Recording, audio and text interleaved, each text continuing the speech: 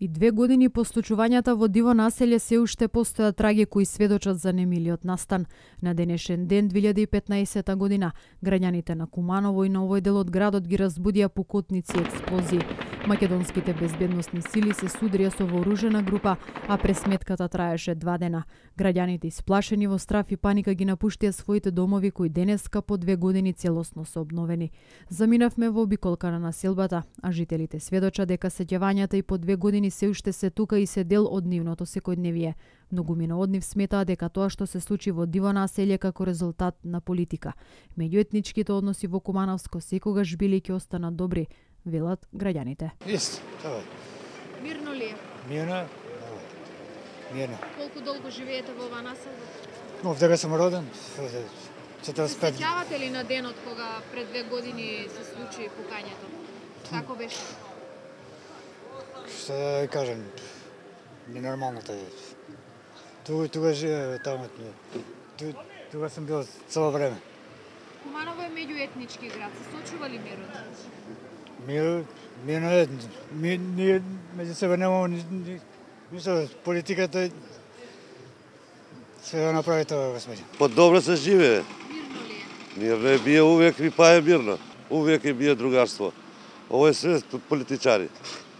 Јас сум што кажем македонци и албанци, јас сум туј роден, со ние сум живеа и живеем и никад ништо, никој не мога ништо да ми смета меѓу народот. Сепак вие сте родени овде, живеете овде, се сеќавате на убаво време. Туј сум роден и туј ќе умирам и туј све. Со сви сакам да живеем добро и живеам. Повише живеам со македонци него со албанци, така и ние, јас сум тука роден.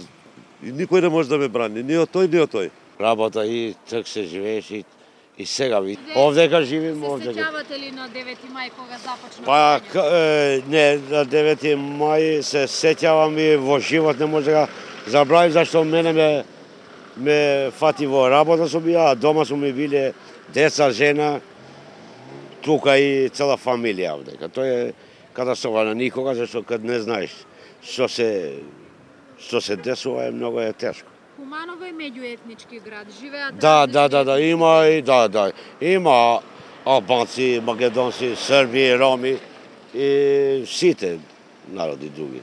Воениот судир помина како облак, раскажуваат кумановци и посакуваат повеќе никогаш да не се повтори. Па тоа како еден облак пројде, не дај Боже више да дојде. И мислам дека нема опасно повише. Се сеќавате ли на 9 мај пред? Па се сеќаваме, беше лошо, народ бега, плаши се нормално ратно стање. Лошо беше. Него више да се не понови. Куманово е меѓуетнички град. Да. Живее различно етничко население. Да. До сега немало поголеми проблеми. Мирно се живее. Никако до сега не е имало мирно. Али ете трфило се, дали од политички аспект, дали од тероризам, да кажу. Луѓе вас некој зло намеру да настрада народот и они највише полицајци. Штета 8 полицајци ги наши 8 или колку има таму. Не да може никога да се деси тоа беше. Па моментално се живее мирно, нема проблем сега за сега.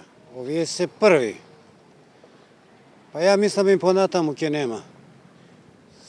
Полека све ќе се смири, све ќе дојде на свое место. Ја бар така размислувам. Еве многумина граѓани кои што ги прашавме, а тоа се и од различни етнички заедници, сметаат дека ова што се случи во Куманово е политика. Исклучиво да. 100% е политика.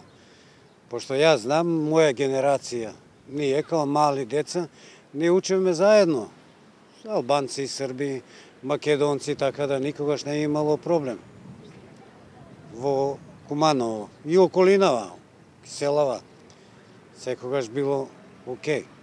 Али и ова ќе се среди.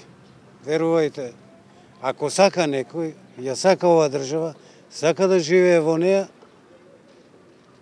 сакал не сакал, мора да почитува и закони и све што треба.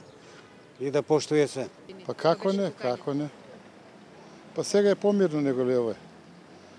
Али като дневно ја викам има стресови. Куманово е мултиетнички град. Да, супер. Има соживот, знаеш. Не се страшно било. За свако е страшно било. А зашто па да нема соживот? Луѓе сме сви исти. Сви исти. Без разлика боја, вера, нација. Све сме исти. Точно пред 2 години ноќта од 9 кон 10 мај, македонската полиција деноноќно се пресметуваше со вооружената група. Епилогот од акцијата беше ковен за 8 припадници на безбедносните служби на Македонија, додека 37 бранители беа ранети. Во дводневната пресметка беа убиени 10 членови на вооружената група. И по 9 и 10 мај Куманово продолжи да живее во духот на меѓуетнички соживот, мир и толеранција. И е пример како треба да се живее и гради соживот.